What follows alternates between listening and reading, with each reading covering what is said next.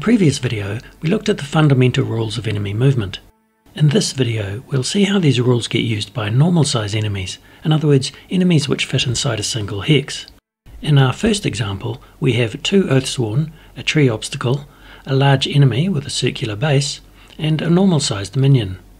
The minion has just been activated with the instruction Move 6 to its target. In general, enemies will target whichever Oathsworn is closest and within line of sight. And when I say closest, I mean can be reached with the fewest hexes of movement. The minion has a clear line of sight to both of the Oathsworn, but he can't pass through hexes which are occupied by the large character or the tree. So he'll target the blade, who's only 5 hexes away, rather than the Avi, who's 6 hexes away. If an enemy reaches their target, they'll turn to face them. Otherwise, they'll face in the direction they were moving. In this example, we have two minions and two Oathsworn. The minions have been activated with the instruction Move 6 to its target. Minions will activate in order, starting with whichever is closest to a valid target. The minion on the right is quite close to the Warden, only 3 hexes away, but notice that his line of sight to the Warden is blocked by the wall. So instead he'll target the Exile, to whom he does have a clear line of sight. He's 5 hexes away from the Exile. The minion on the left has a clear line of sight to either Oathsworn and can reach either of them with just 4 hexes of movement.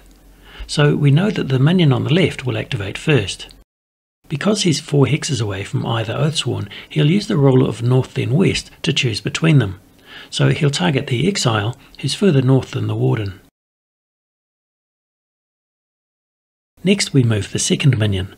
Notice that it will take him 6 hexes of movement to reach the Exile, since the first minion is now in the way. Now let's look at how enemies handle various other components on the game board. As we've seen, single hex characters cannot enter or pass through hexes containing obstacles or any other character, large or small.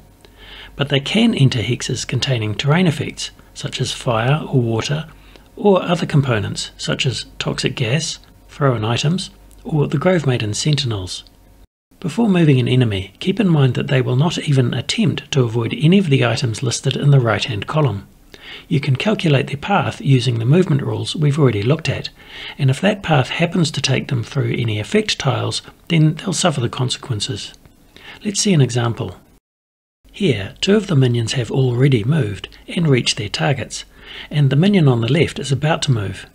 He has a clear line of sight to either of the Oathsworn, and he's 6 hexes from either one. So he'll target the priest due to the rule of north then west. And this is the path he'll take. As you can see, he completely ignored the effect tiles when choosing his target and calculating his path. But once he's moving across the board, he'll have to deal with them. Water tiles cost 2 movement to enter. The minion only has 6 movement to spend, so he doesn't even reach his target. And having finished his movement, he'll turn to face the direction he was moving. Notice that the water tile stays on the board. Also note that if a character moves onto a hex containing fire, then they suffer 1 hit point of loss, and the fire tile gets removed from the board. Sometimes you'll be instructed to move an enemy in a specific direction. The instruction may specify a compass direction, such as southwest, or it may involve moving directly away from another character. In this example, we'll move the minion 7 hexes directly away from the priest. If their path is blocked by an obstacle or character, they'll attempt to move around it and return to their original path.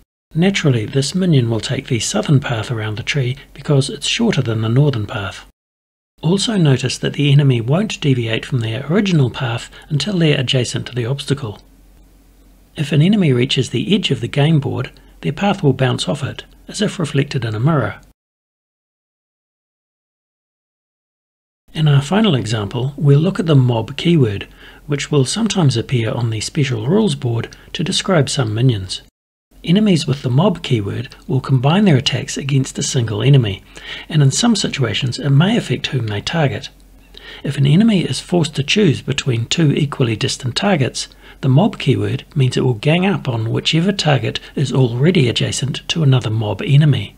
In this example, the northern minion would target the blade because he's already being mobbed, whereas if both Oathsworn were being mobbed, he'd target the ranger due to the rule of north then west.